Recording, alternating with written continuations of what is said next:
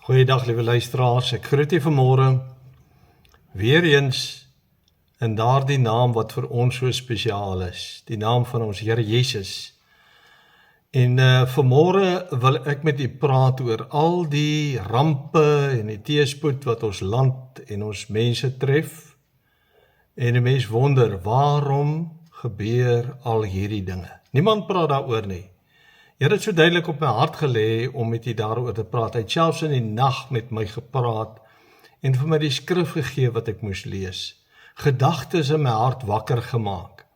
En ek het maar net besef dat hierdie boodskap van die Here afkom, dat die Here dit op my hart gelê het en dat hy oor en oor bevestig het, dat dit die boodskap is wat ek met u moet deel vanmôre.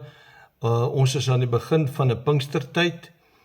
Ek sal volgende Sondag sal ek oor die Heilige Gees praat en in die week ook kort boodskappe uitstuur op my groepe wat handel oor Pinkster en ek wil vertrou dat ook daardie boodskappe vir u tot seën sal wees. Maar vanmôre se boodskap is heeltemal 'n ander tipe boodskap, soos die Here op my hart gelê het, om 'n bietjie met ons eie mense te praat, ons mense van Suid-Afrika. Here het so op my hart gelê. Ek lees 2 gedeeltes soos die Here dan nou vir my gelei het. In die middel van die nag het die Here vir my baie duidelik hierdie skrifgedeeltes gegee. Die eerste is in 2 Timoteus 3 vers 1 tot 5. Kom ons lees net daar saam. Daar staan geskryf, Paulus wat skryf, hy sê, maar weet dit, dat daar in die laaste dae swaar tye sal kom. En dan noem hy die dinge op wat sal gebeur. Hy sê, want die mense sal liefhebbers van hulle self wees, geldgieriges, grootpraters, trotsaards, lasteraars, ongehoorsaam aan hulle ouers, verwysende na kinders, ondankbaar, onheilig, sonder natuurlike liefde, onversoenlik, kwaadsprekers, bandeloos, wreed, sonder liefde vir die goeie, verraaiers, roekeloos, verwaand, en dan sê hy, meer liefhebbers van genot as liefhebbers van God. Mense wat 'n gedaante van godsaligheid het, maar die krag daarvan verloon het, keer jou ook van hierdie mense af. Dan lees ek vir die 2 Timoteus 4 vers 1 tot 4, waar Paulus ook skryf, hy sê, ek besweer jou dan, en hy praat met Timoteus, die diensknegt van die Here, hy sê, ek besweer jou dan voor God, en die Here Jesus Christus, wat die lewende en die dode sal oordeel by sy verskyning en sy koninkryk. Verkondig die woord, hou aan tydig en ontydig, weerlê, bestraf, vermaan in alle lankmoedigheid en lering, want daar sal 'n tyd wees wanneer hulle die gesonde leer nie sal verdra nie, maar omdat hulle nie gehoor gestreel wil wees, vir hulle menigte leraars sal versamel volgens hulle eie begeerlikhede. Met ander woorde, om te preek volgens hulle eie begeerlikhede. En die oor sal afkeer van die waarheid en hulle sal wen tot fabels. Fabels is leuns. 2 gedeeltes wat baie duidelik praat oor hoe mense se lewens in die einde van die dae sal lyk. Ons ervaar dit onder ons eie mense. Kom ons bid net saam. Ons wonderlike Vader, ons wil vanmôre weer eens ons harte voor U buig in aanbidding.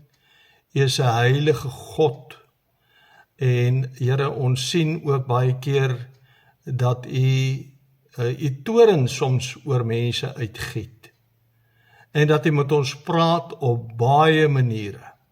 U praat met ons deur U Gees, U praat met ons deur U woord. U praat met ons deur lewensomstandighede, krisisse. U praat met ons selfs deur voorspoed. U praat met ons op baie maniere. U praat met ons deur die Heilige Gees, leer U vir ons, want die Heilige Gees het gekom om met elkeen van ons te praat. Woord sê, Heilige Gees, wanneer die Heilige Gees kom, sal hy mense oortuig van sonde, geregtigheid en oordeel. Here Jesus, ons wil vanmôre vir U baie dankie sê dat ons weet, U bly altyd ons middelaar en ons voorspraak tussen ons en die Vader. En wanneer daar sonde in ons lewe is, dan tree ons deur U tot die troon van die Vader vir onsself in en bid ons en vra vir genade. Vanmôre wil ons vra ook dat U vir ons sal kom leer uit U woord. Het nie verniet hierdie boodskap op my hart gelê nie, en dis nie 'n veroordelende boodskap nie, maar 'n waarskuwende boodskap, en ek bid dat U in elkeen se lewe iets kosbaar sal bereik. Praat met ons, Here. Ons weet U wil met ons praat en leer vir ons ook uit U woord en ontmoet met ons en oortuig onsself van sonde, geregtigheid en oordeel. Word U verheerlik in Jesus se naam. Amen. Ek hou net weer vir U 'n paar verse uit ons skriflesing van vanmôre, die 2 gedeeltes wat ek gelees het voor. En vriende, U moet nou nie dink dat ek vanmôre wil veroordeel nie. Maar ek moet praat soos die Here op my hart gelê het. Ek moet reguit praat. Ek moet met ons land en sy mense praat. Elkeen wat bereid is om te luister. En as hierdie boodskap vanmôre vir U tot seën was. En U besef, die Here het vanmôre deur sy woord en deur sy gees gepraat. Dan wil ek vra dat U hierdie boodskap sal aanstuur na ons medelandsburgers om te hoor, wat sê die Here vir ons met dit alles wat in ons land gebeur. Ek lees vir U 2 Timoteus 3, vers 1 en 2 en ook 4 en 5 waar daar geskryf staan, maar weet dit, dat daar in die laaste dae in ons lewe in die laaste dae swaar tye sal kom.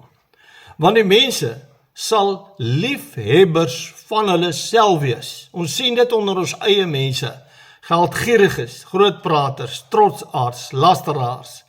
En ook vers 4 en 5 wat sê, verraaiers, roekeloos, verwaand,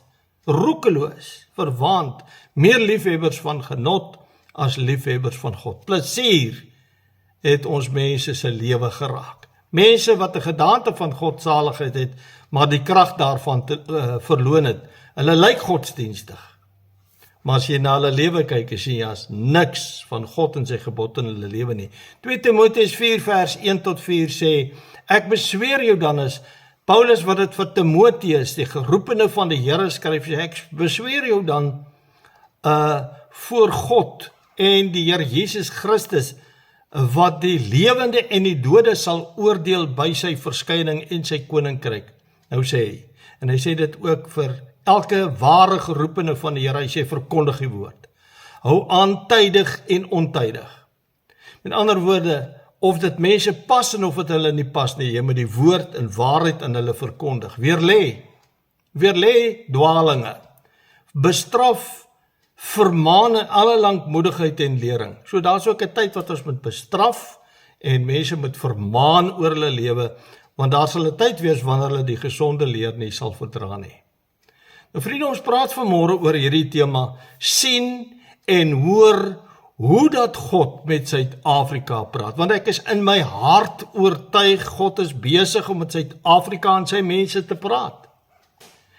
Vriende, sedert die begin van 2026 voel dit vir my asof die een ramp op die ander ramp Suid-Afrika getref het.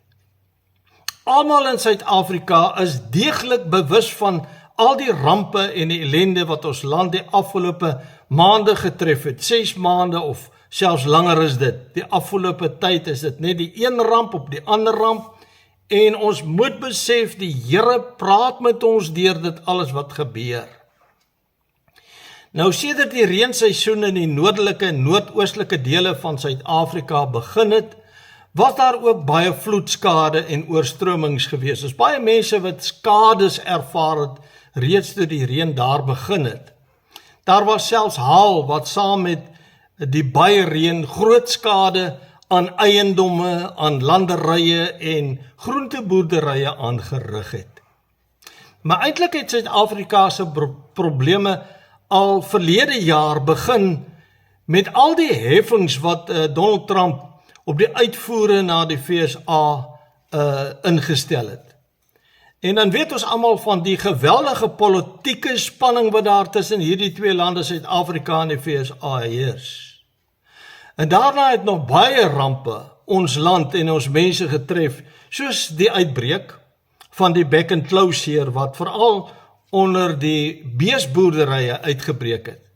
Boere wat met beeste boer is hard getref as gevolg van hierdie Back and Close wat uitgebreek het. met die oorlog wat daar uitgebreek het tussen Amerika en Israel aan die een kant, en Iran aan die ander kant, wat nog steeds nie beëindig is nie, het dit die brandstofpryse die hoogtes laat inskiet. Ons is almal deeglik bewus daarvan en veroorsaak dat ook ons land, wat al reeds 'n baie wankelmoedige ekonomie gehad het, sy ekonomie nou nog baie meer verswak het. Ons ekonomie is so sleg dat ons nie weet hoe gaan ons oorleef in die volgende jaar of 2 of 3 nie. Ek het in 'n nuusberig gelees dat net ongeveer 18% van die normale getal Wes-Kaapse saaiboere aangedui het dat hulle hierdie jaar wel wintergraangewasse gaan aanplant. Net 18% van al die boere wat saai in die winter en plant. En ek woon nou hier waar die boere in die winter graangewasse aanplant en dit is vir my tragies om te weet of te besef dat daar al minder boere hierdie jaar gaan graan plant. Die ander boere het reguit gesê dit is glad nie lonend met die hoë brandstofpryse aan die een kant, maar ook die kunsmispryse wat so geweldig verhoog het nie, om hierdie jaar te saai. Hulle sien nie kans daarvoor nie.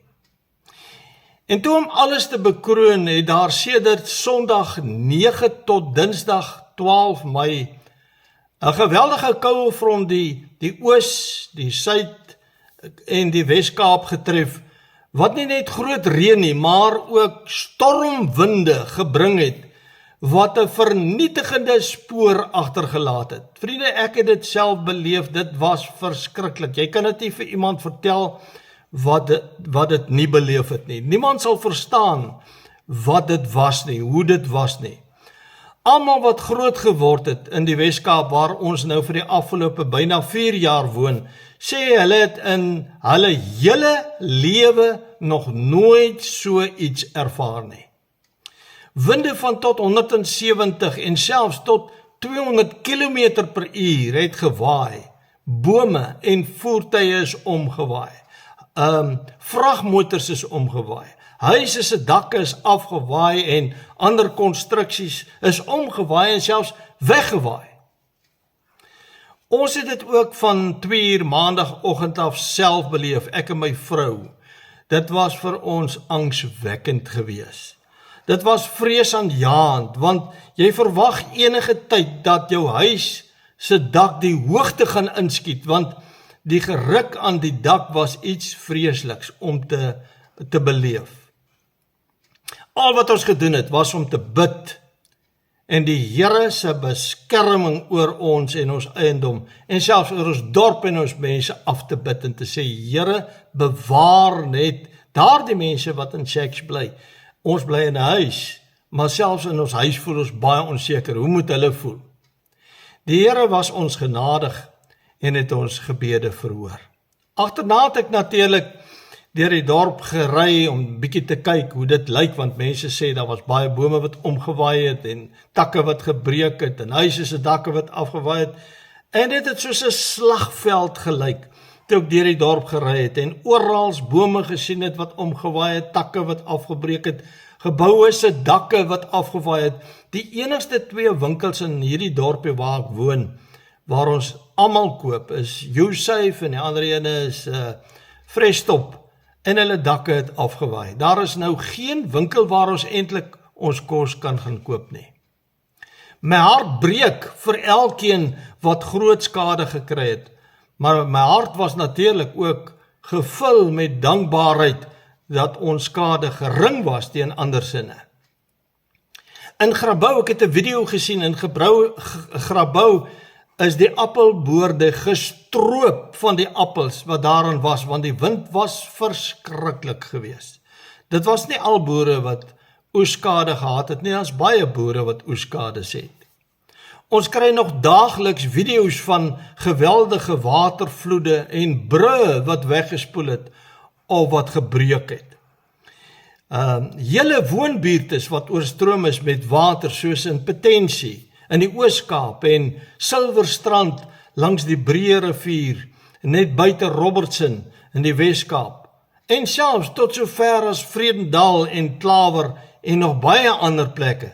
Dis te veel om op te noem, maar die skades is geweldig. En ek kan nie dink dat die versekeringsmaatskappye al die eise sal kan uitbetaal nie. Dit kan net nie vir hulle moontlik wees nie, want ek dink is biljoene rande se eise wat gaan inkom. Dit moet geweldig wees, enorm wees. Ons het nie eers versekering op ons huis nie, en so ook baie ander mense nie. Maar wat maak diegene wat groot skade gehad het? Ons het nie groot skade gehad nie. Wat maak daardie mense wat groot skade gehad het?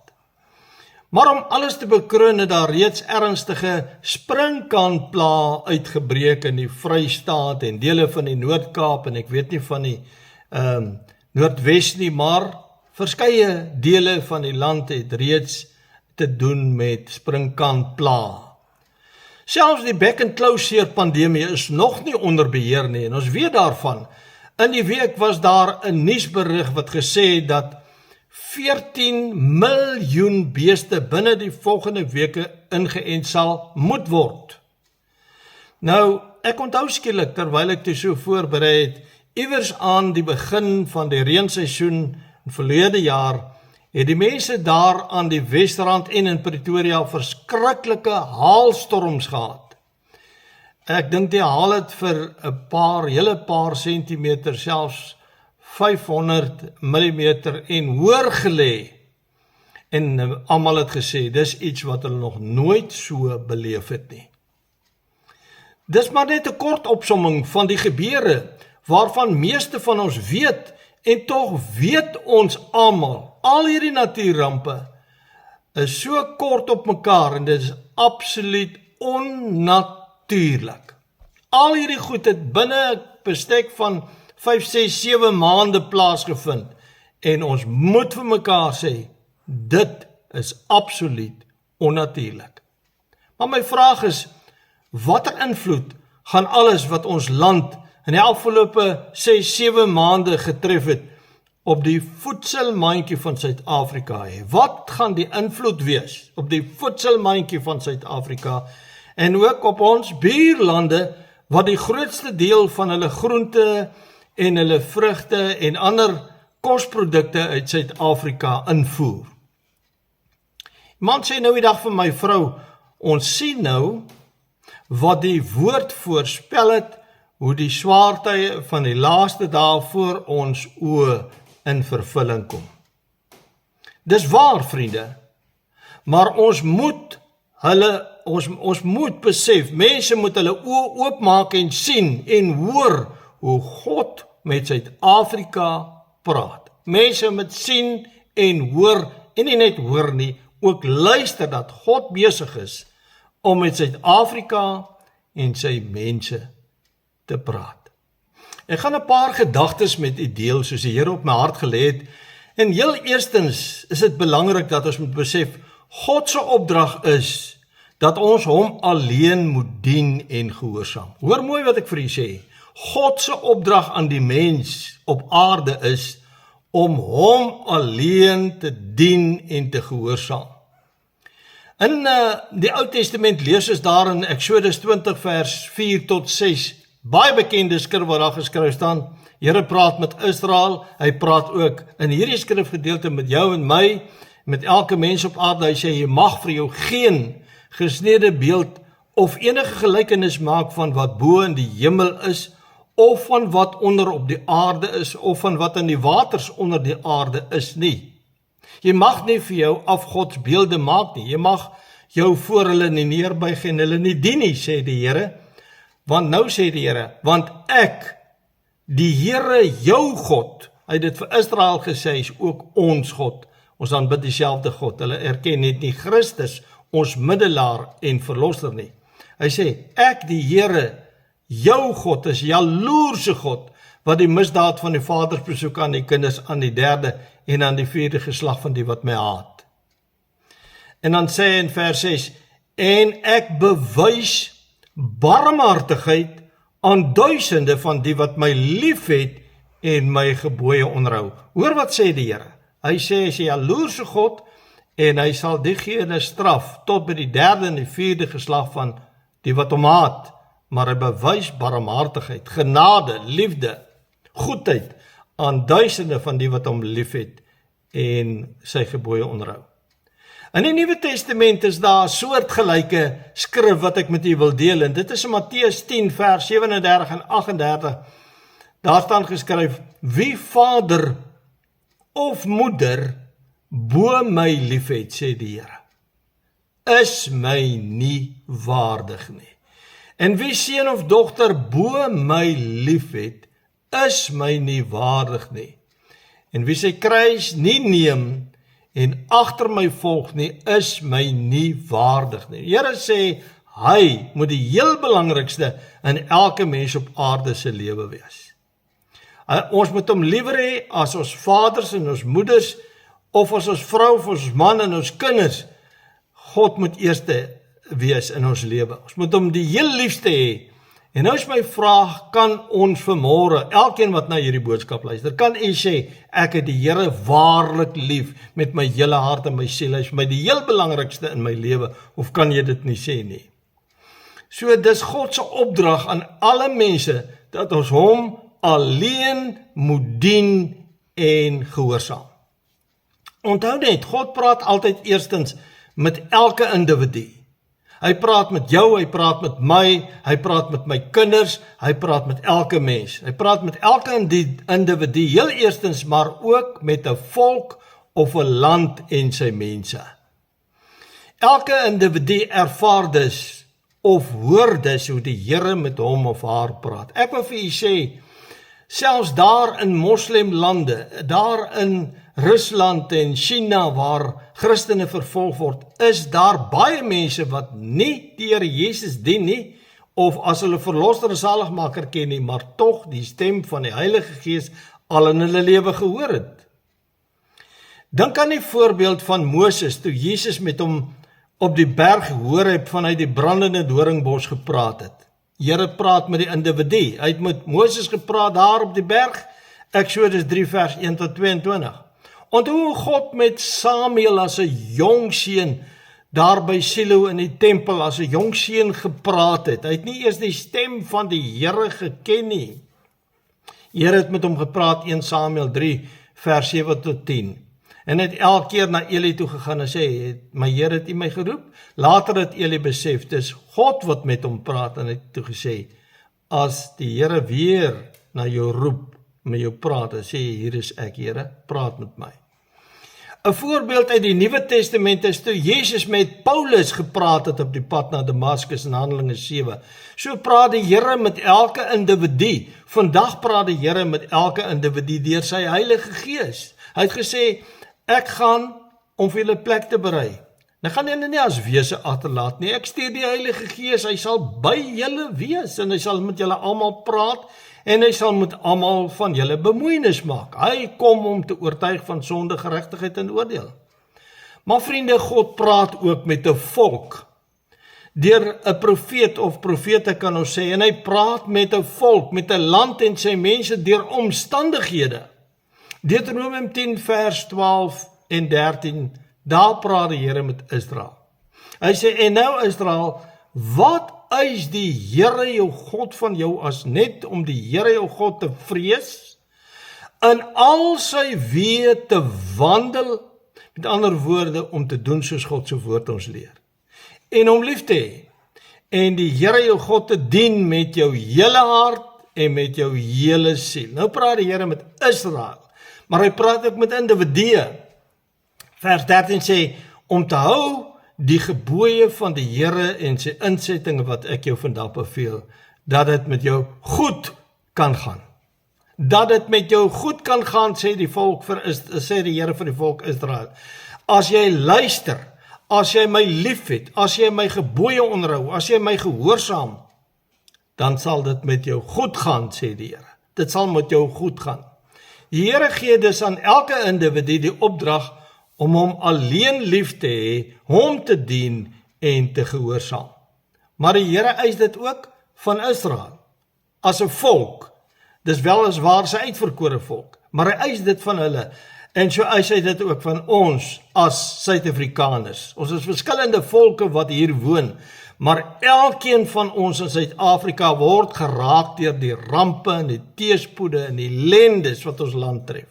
'n Swak ekonomie, hoë brandstofpryse, hoë kospryse, almal van ons word geraak. En vriende, in Suid-Afrika het niemand 'n verskoning hê.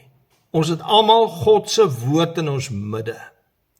Ek dink daar's nie 'n huis in Suid-Afrika omtrent behalwe 'n moslimhuis of ander gelowe, mense wat ateïste is nie. Maar is omtrent nie 'n ander huis waar daar nie minstens een Bybel is nie. In my huis is daar baie Bybels. In baie huise is daar baie Bybels. Daar's in klein dorpies meer kerke as winkels. In plattelandse dorpies. So mense kan nie eendag sê, ek het nie geweet, ek moet kerk toe gaan of ek het nie van u geweet nie. Ons het die geleenthede, ons het 'n Bybel om te lees. Mense lees in 'n hotel, 'n Gideons Bybel wat daar geplaas is. En dan is hulle in 'n krisis en kom hulle tot bekering. Daar's baie sulke getuienisse. So ons het die woord van die Here in ons midde. Ons het soveel geleentheid om kerk toe te gaan. Deesdae is dit sosiale media waar mense na die boodskappe kan luister. Daar is soveel geleenthede vir mense om na die woord van die Here te luister.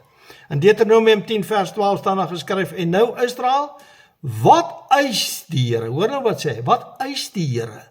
Jou God van jou, as net om die Here jou God te vrees.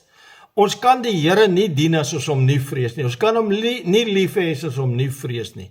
Te vrees en al sy weë te wandel en hom lief te hê en die Here jou God te dien met jou hele hart en met jou hele siel.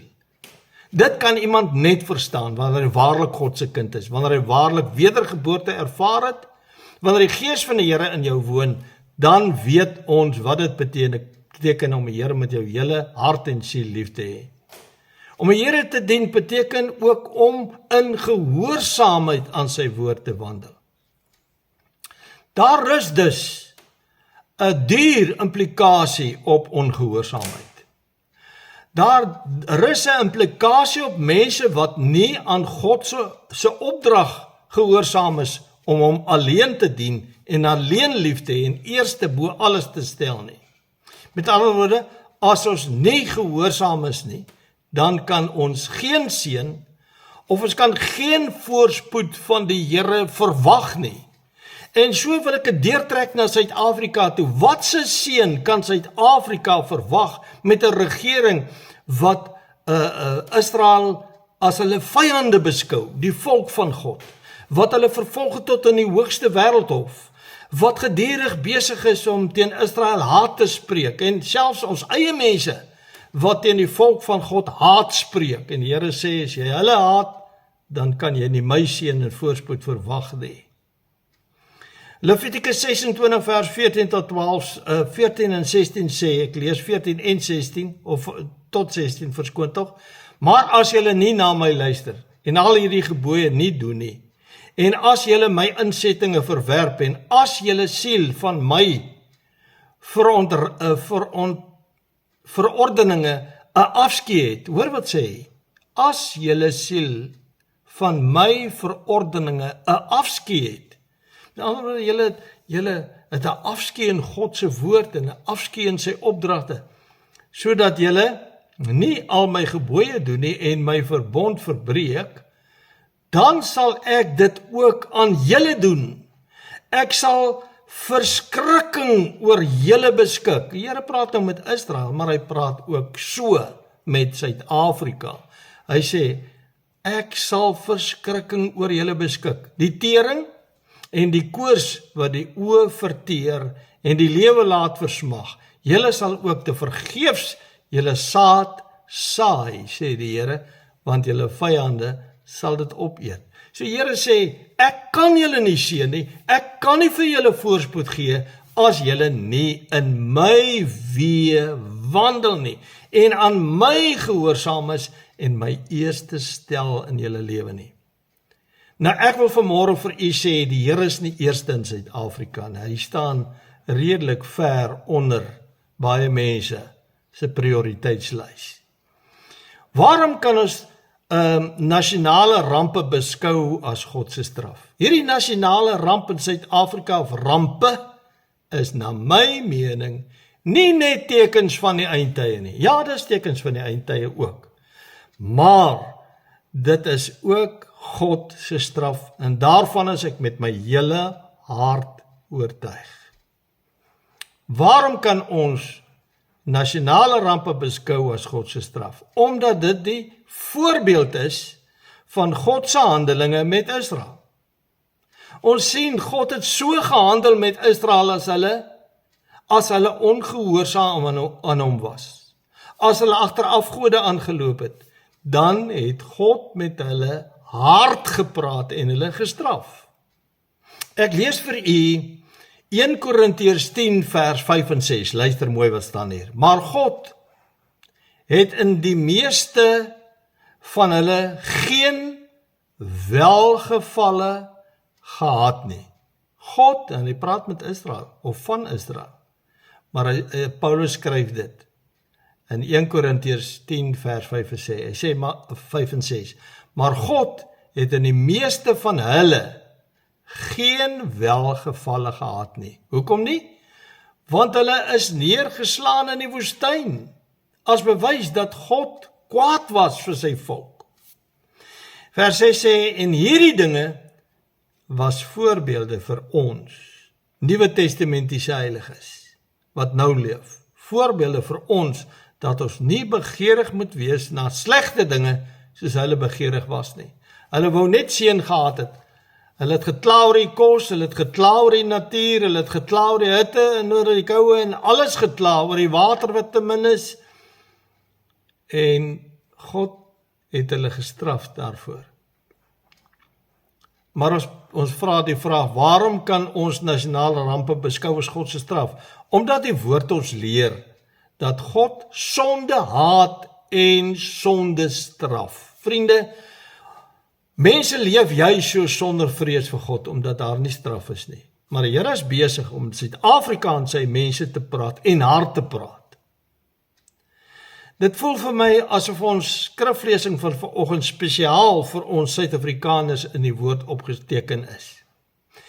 En daarom wil ek 'n bietjie fokus op ons skriflesing van vanoggend. Kom ons lees dit aandagtig. Daar staan in 2 Timoteus 3 vers 1 tot 5, maar weet dit, dat daar in die laaste dae swaar tye sal kom. Dis 'n belofte, dis 'n profesie, daar sal swaar tye kom. Hoekom? Want mense sal liefhebbers van hulle self wees. Hulle het hulle self lief en nie God nie. Liefhebbers van hulle self, geldgieriges. Alles gaan oor rykdom, skatte, aardse skatte. En ryk mense is baie keer baie meerderwaardig. Nie almal nie, maar sommige. Geldgieriges, grootpraters. Ander woorde, hulle is arrogant. Trotsaards, geweldig trots, beter as ander, slimmer as ander, mooier as ander, ryker as ander, lasteraars, mense wat met God spot, lasteraars, die spot dryf, sy naam laster, sy naam vloek, sy naam beledig. Dis baie onder ons volk. Vriende, gaan kyk 'n bietjie op Facebook, wat skryf mans en vrouens, hoe gebruik hulle God se naam, hoe gebruik hulle die vieslikste tale, geen respek vir ander mense nie. Dis die standaard van ons eie mense. Ongehoorsaam aan hulle kinders, ag aan hulle ouers, kinders is ongehoorsaam aan hulle ouers, ondankbaar. Ons is baie keer so ondankbaar terwyl ons so geseënd is. Onheilig, lewe so onheilig. Dis eintlik 'n skande om na mense baie keer te luister en te sien hoe hulle lewe. Sonder natuurlike liefde, so hulle is liefdeloos, onversoenlik, so hulle is onvergewensgesind, kwaadsprekers, belaster ander mense, bandeloos, losbandig, wreed, sonder liefde vir die goeie, verraaiers, roekeloos, verwaand. En dan sê hy, meer liefhebbers van genot, meer liefhebbers van plesier, drinkpartytjies, danspartytjies, losbandige partytjies, meer liefhebbers van genot as liefhebbers van God. Daar lê ons probleem. Meer liefhebbers van genot as liefhebbers van God. Mense wat net 'n gedaante van Godsaligheid het, maar die krag daarvan verloon het. Nou wat beteken dit? Dit beteken hulle lyk godsdienstig. Hulle gaan kerk toe, hulle is vroom en godsdienstig, maar hulle verloon God. Hulle lyk soos godsdienstig is, maar hulle dra geen geestelike vrug nie. En die Here sê, keer jou ook van hierdie mense af. Dan 2 Timoteus 4 vers 1 tot 4 het gesê, ek besweer jou dan voor God en die Here Jesus Christus wat die lewende en die dode sal oordeel by sy verskyning en sy koninkryk. Nou sê, vir my is dit die opdrag vir môre, verkondig die woord. Hou aan, tydig en ontydig. Al wil mense dit nie hoor nie, hou aan, tydig en ontydig weer lê. Almal wat so al hierdie Israel-visie, leerstellings en ons volk wat agter vreemde gode en dinge aanloop. Weer lê, bestraf, vermaan in alle lankmoedigheid en lering. Hoekom? Want daar sal 'n tyd wees wanneer hulle die gesonde leer nie sal verdra nie. Nie verdra nie. 'n Boodskap is soos hierdie vanmôre om te sê homoseksueles en alle sondige praktyke is van die bose. Is nie van die Here nie. God kan dit nie aanvaar nie. God moet sondaars straf.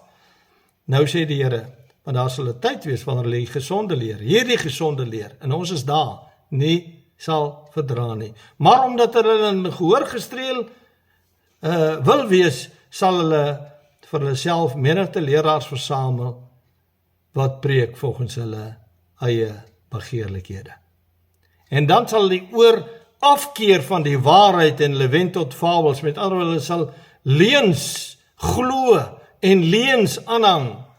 Hulle soek 'n lekker dominee wat sonder goed praat en self soos hulle lewe. Ons sien dit al meer, vriende. Ons sien dit al meer hoe predikant op die kansel staan en net die lekker dinge preek. En dit wat mense wil hoor. Klink dit nie vir ons en vir u soos die meerderheid van ons Suid-Afrikaners nie? En kyk hoe skryf mense op Facebook die vieslikste tale, die vieslikste opmerkings, sonder respek vir hulle self, want hulle naam is daarby. Vriende, ek kry te doen met iemand onlangs, die eerste keer wat ons ontmoet en is gesels, ons is nou besig om mekaar te leer ken. En hierdie persoon sê vir my, hy sê my graag beter wil leer ken, maar hy sal my nooi, dan gaan drink ek 'n dop saam met hom by die golfbaan. Ek sê vir hom, sorry my vriend, ek drink nie 'n doppie. Ek gebruik geen alkohol nie. Weet jy wat, vriende? Hy het in my gesig omgedraai en weggestap. En daarna groet hy my nie meer nie. Want ek pas nie in nie. Ek is verkramp, eerder verkramp in binne God se wil, as om by die wêreld in te pas. Waarom kan ons nasionale rampe beskou as God se straf? Omdat die rampe en die teenspoede onnatuurlik groot is en buitengewoon baie.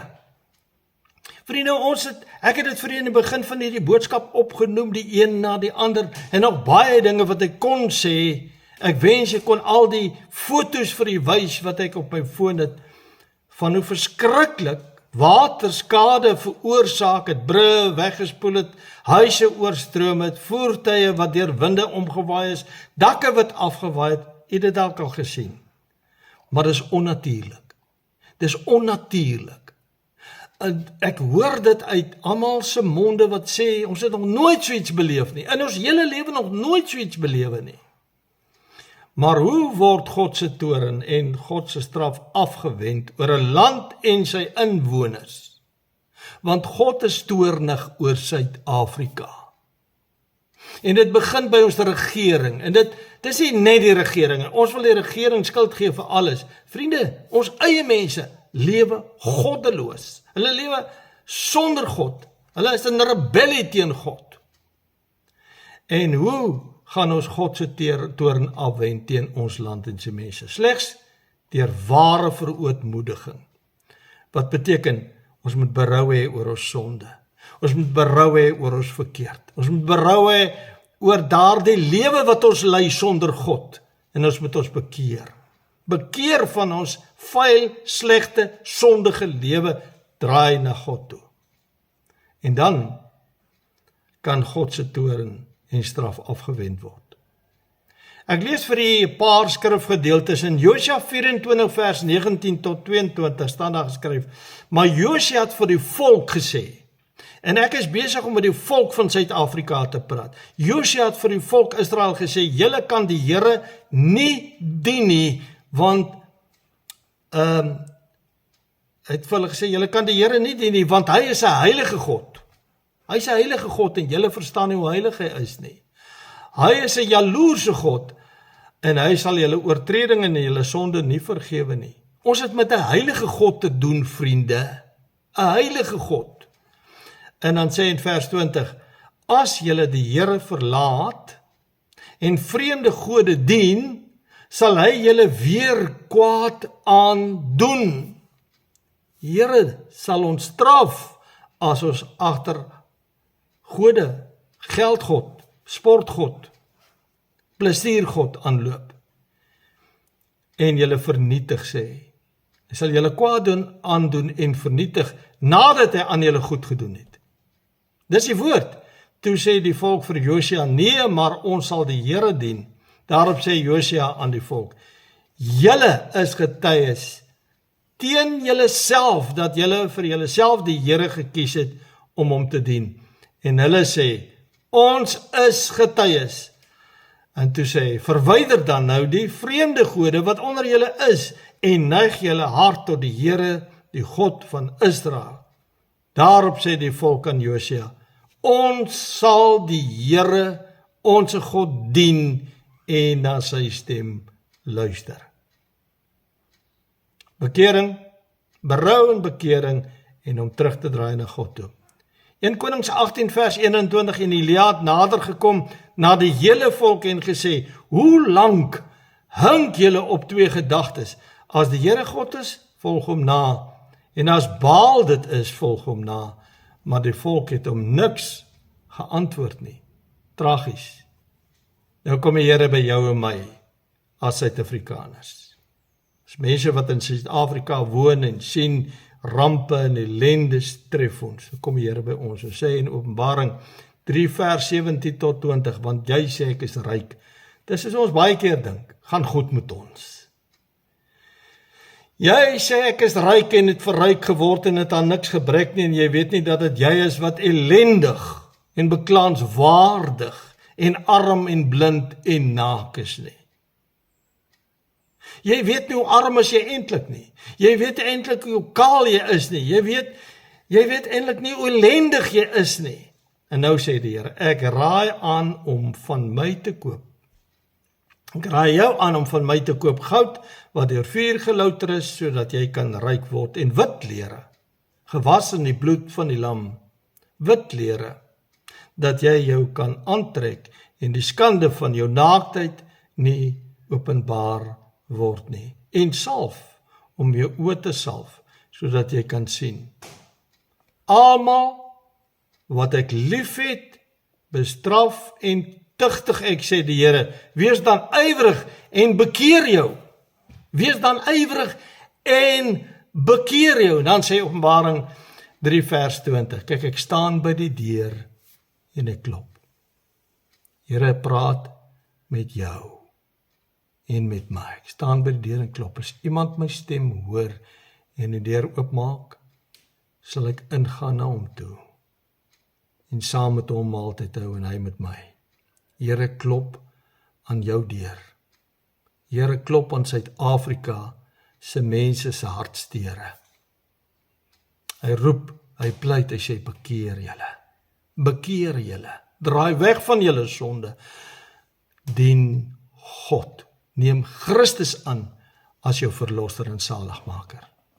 Mag die Here aan Suid-Afrika genade gee. As iemand wat my onlangs gekontak het en gesê het, ek moet betrokke raak by mannekampe. As die Here se wil is, sal ek ook hierdie boodskap daar gaan uitdra. Maar ek wil vanmôre vir elkeen sê wat hierna geluister het, bekeer jou. Bekeer jou tot God. Bekeer jou van jou sonde. Neem Jesus aan as jou verlosser en saligmaker.